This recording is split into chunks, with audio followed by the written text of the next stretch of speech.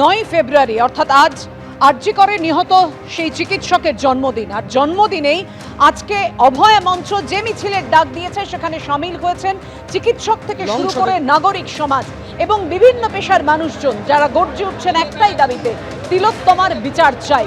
আপনাদের জানিয়ে রাখি, এদিনই আরজিকর মেডিকেলে তাকে নৃশংসভাবে ধর্ষণ ও খুনেরও 6 মাস পূর্ণ হলো। কথা বলবো, আমাদের সঙ্গে রয়েছেন আমাদের প্রতিনিধি সন্দীপ সরকার।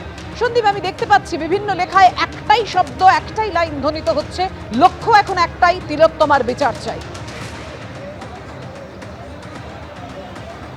সেই দাবি, যে দাবিটা একদম অগাস্ট মাসের 9 তারিখ থেকে উঠতে শুরু হয়েছিল, সেই দাবি কিন্তু আজকে এই 6 মাস পরেও একই রকম রয়েছে, একই জায়গায় রয়েছে। পায়ে পায়ে তাদের এই প্রতিবাদ মিছিল, যে প্রতিবাদ মিছিলের ছবিটা আমি দেখাতে বলবো আমার ক্যামেরা প্রতিনিধি সন্দীপ পালকে। তুমি দেখতে পাবে যে সেই মিছিল পায়ে পায়ে কিন্তু এগিয়ে আসছে।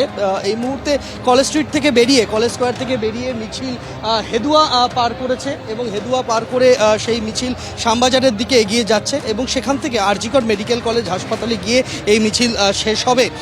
পশ্চিমবঙ্গ জুনিয়র ডাক্তার ফ্রন্টের তরফে পৃথক কর্মসূচি নেওয়া হয়েছে, সেখানে তাদের পৃথক প্রতিবাদ কর্মসূচির ডাক দিয়েছেন। আজকের এই দিনটা তাদের আরজিকর মেডিকেল কলেজের হাসপাতালের ভেতরে যে অভয়ার একটা প্রতিকৃতি বসানো রয়েছে, একটা প্রতীকী মূর্তি, সেখানে তারা তাদের প্রতিবাদ কর্মসূচি পালন করবেন। আজকে একাধারে যেরকম আরজিকর কাণ্ডের 6 মাস পূর্ণ হচ্ছে, তার পাশাপাশি আরজিকরের ওই নিহত তরুণী চিকিৎসকের আজকে জন্মদিন। এই দুটি বিষয়কে সামনে রেখেই কিন্তু আজকের এই মৌন প্রতিবাদ মিছিল তারা এখানে পায়ে পায়ে এগিয়ে নিয়ে যাচ্ছেন। এখানে শুধু যে চিকিৎসকেরা রয়েছেন তা নয়, চিকিৎসকের পাশাপাশি বিভিন্ন গণসংগঠনের সদস্যরা রয়েছেন ওই নিহত তরুণী চিকিৎসকের বাবা মা, পরিবারের অন্যান্য সদস্যরা, তারা এই মিছিলে পা মেলাচ্ছেন এবং সেই মিছিল থেকে একটাই বার্তা, যেটা তুমিও বললে, যে তিলোত্তমার বিচার, অভয়ার বিচার, তারা সেই বিচার মনে করছেন যে তারা এখনো সেই বিচার পাননি। সেই জায়গা থেকে দাঁড়িয়ে আরও বিস্তারিত তদন্ত এবং আরও বিস্তারিত তদন্তের পরে সুবিচার, এই দুটো দাবিকে সামনে রেখেই কিন্তু তাদের এই প্রতিবাদ কর্মসূচি এবং এই প্রতিবাদ মিছিল কিন্তু এখন শ্যামবাজারের দিকে এগিয়ে যাচ্ছে। ধন্যবাদ তোমার।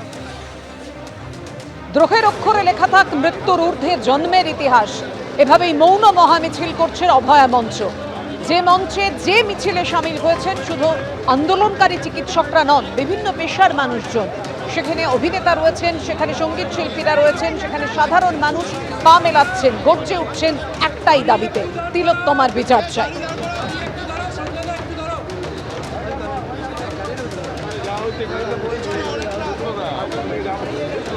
যে মিছিল কলেজ স্ট্রিট থেকে শুরু হয়েছে, আরজিকর পর্যন্ত যাবে এই মিছিল।